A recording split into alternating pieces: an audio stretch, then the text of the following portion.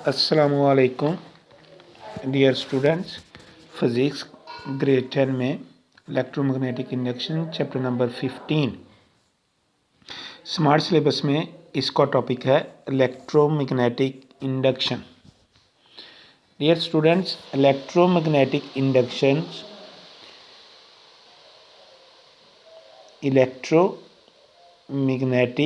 और फिर इंडक्शंस, ये तीन डिफरेंट टर्मिनोलॉजी है जिनको यकजा किया हुआ है। Electricity, magnetic field lines, induction, the process of inducing.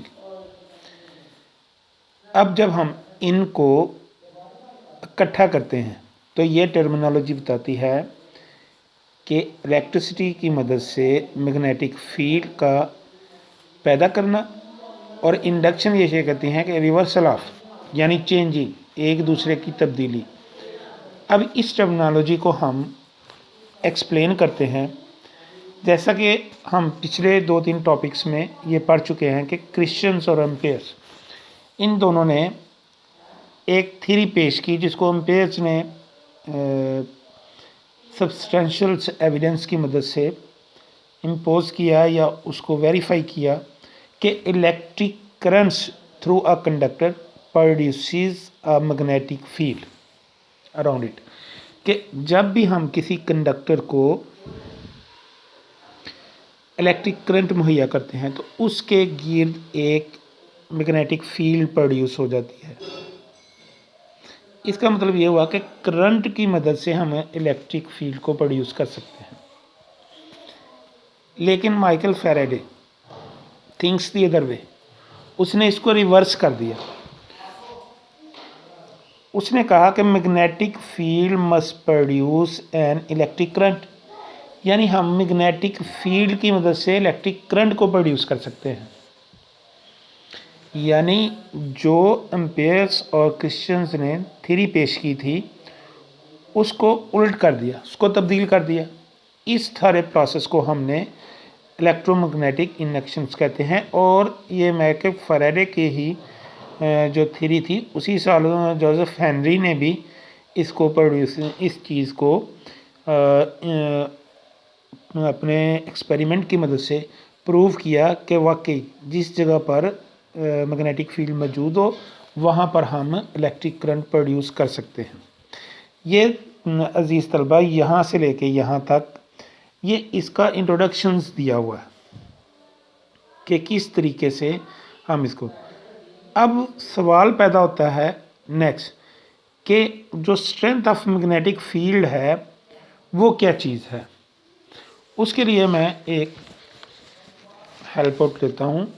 Let's see, ये एक सरफेस है,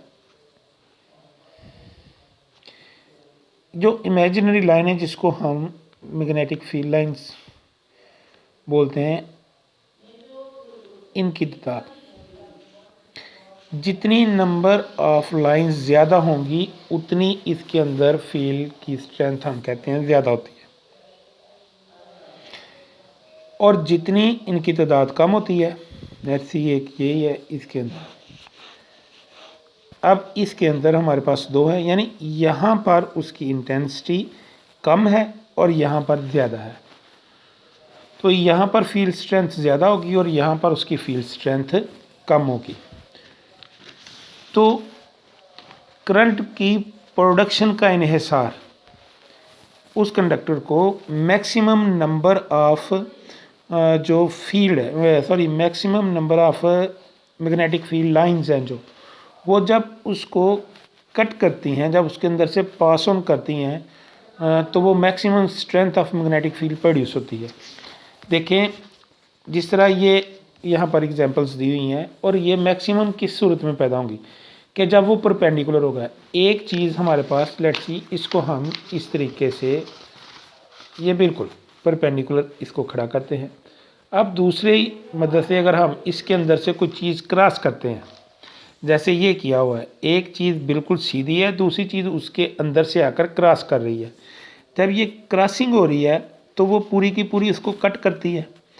तो इस सूरत में यानी इसमें मैक्सिमम फील्ड लाइंस इसको क्रॉस कर रही हैं, जबकि अगर वो पैरेलल हो जाए तो जाहिर है इस पैरेलल होने की वजह से उसके अंदर से मिनिमम तादाद में जो फील्ड लाइंस हैं वो क्रॉस कर रही हैं और मिनिमम फील्ड स्ट्रेंथ जो है प्रोड्यूस होगी। अजीज़ तलबा, इसकी क्रॉसिंग के नतीजे में जो इलेक्ट्रिक फील्ड लाइंस क्रॉस करती कट करती हैं, जो चीज़ प्रोड्यूस होती है उसे हम क्या बोलते हैं, इलेक्ट्रिक करंट। और यही इलेक्ट्रोमैग्नेटिक इंडक्शंस का असूल है। इसकी एक्टिविटी नंबर जो 15.2 है, ये हम कल करेंगे इसका एक्सपेरिमेंट, और मैं आपको बताऊंगा कि हम किस तरीके से इसकी पैमाइश कर सकते हैं कि कैसे हमें पता चलता है कि जो करंट प्रोड्यूस हो रही है वो मैक्सिमम है या वो मिनिमम है। यहाँ पर एक और मेथड दिया गया है जिसमें एक सर्कल्स है। ये एक्सपेरिमेंट भी मैं कल आपको इसकी वजाहत कर दूंगा इस एक्टिविटी के साथ ही। उम्मीद है कि आपको इलेक्ट्रोमैग्नेटिक इंडक्शंस की समझ आ गई होगी।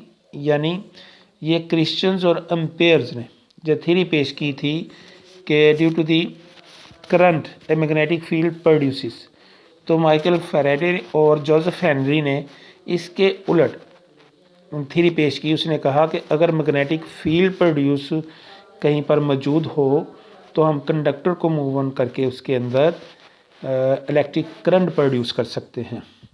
और क्योंकि ये करंट जो प्रोड्यूस होती है ये ईएमएफ की वजह से पैदा होती है, इसको हम इंड्यूस ईएमएफ कहते हैं। और इस इंड्यूस ईएमएफ से जो करंट प्रोड्यूस होती है उसे हम इंड्यूस करंट कहते हैं।